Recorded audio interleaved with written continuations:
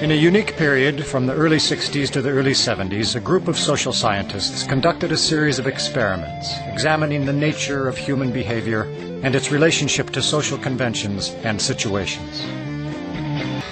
In 1962, Stanley Milgram shocked the world with his study on obedience. In ascending order, a row of buttons marked the amount of voltage one person would inflict upon another. Milgram's original motive for the experiment was to understand the unthinkable, how the German people could permit the extermination of the Jews.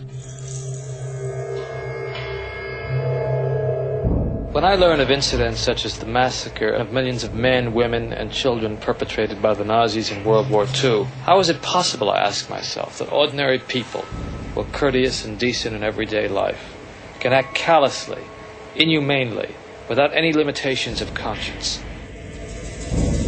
Now, there are some studies in my discipline, social psychology, that seem to provide a clue to this question. The problem I wanted to study was a little different. It went a little bit further. It was the issue of authority. Under what conditions would a person obey authority who commanded actions that went against conscience? Would you roll up your right sleeve, please? This electrode is connected to the shock generator in the next room. And this electrode paste is to provide a good contact to avoid any blister or burn. Do you have any questions now before we go into the next room? About 2 years ago, I was in the Veterans Hospital in West Haven. And while there, they detected a heart condition. There's nothing serious, but as long as I'm having these shocks, how strong are they? How dangerous are they? Well, no, although they may be painful, they're not dangerous. Anything else? No, that's all. All right, teacher, would you take the test and be seated in front of the shock generator, please, in the next room? The victim, according to plan, provided many wrong answers. His verbal responses were standardized on tape, and each protest was coordinated to a particular voltage level on the shock generator. Now, as teacher, you were seated in front of this impressive-looking instrument, the shock generator. Its essential feature is a line of switches that goes from 15 volts to 450 volts, and a set of verbal designations that goes from slight shock to moderate shock, strong shock, very strong shock, intense shock, extreme intensity shock, and finally XXX, danger severe shock.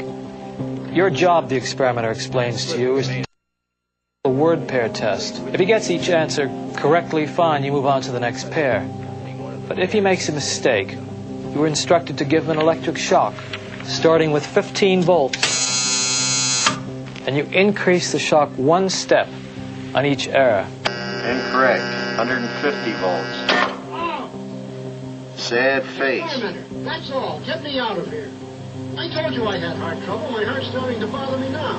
It's absolutely essential that you continue. You got no other choice, teacher. Oh, I have a lot of choices. My number one choice is that I wouldn't go on if I thought he was being harmed. Now, this man makes disobedience seem a very rational and simple deed. Now, other subjects respond quite differently to the experimenter's authority.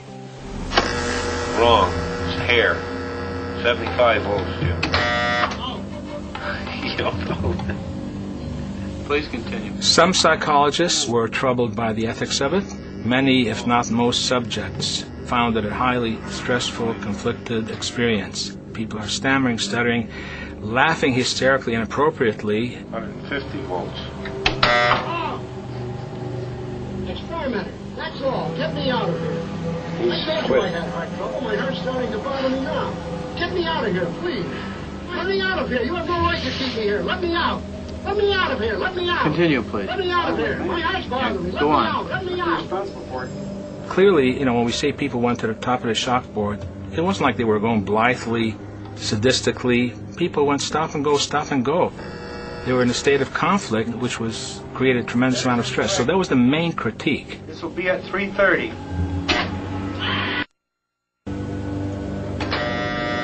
As his voice began to show increasing frustration, so did I. And I was really in a state of real conflict and agitation. One of Stanley Milgram's basic contributions was that you don't ask people what they would do given this hypothetical situation. You put them in the situation. Wrong. I want the 180 volts. Please continue, teacher. 180 volts. I can't stand the pain. Let me out of here. Can't stand it. I'm not going to kill that man there. According to Milgram, one of the things that's a prerequisite for carrying out acts that are evil is to shed responsibility from your shoulders and hand it over to the person in charge. I mean, who's going to take the responsibility if anything happens to that gentleman? I'm responsible for anything that happens here. Continue, please. All right, next one's slow. He didn't hold any gun to anybody's head. Just the fact that he conveyed a sense of authority. Roughly 60-65% of the people went all the way to the top of the shock board. 450 volts. That's it. Now continue using the last switch on the board, please. The 450 switch for each wrong answer. Continue, please. I'm not getting no answer. Don't the man's health mean anything? Whether the learner likes it or not, we But must... he might be dead in there. Milgram made the point, I think, very effectively, that the Nazis weren't all a bunch of psychopaths at Belsen and Dachau. A death camp from the middle class in New Haven. Well, who was actually pushing the switch? I was. But he kept insisting. I told him no, but he said he's got to keep going.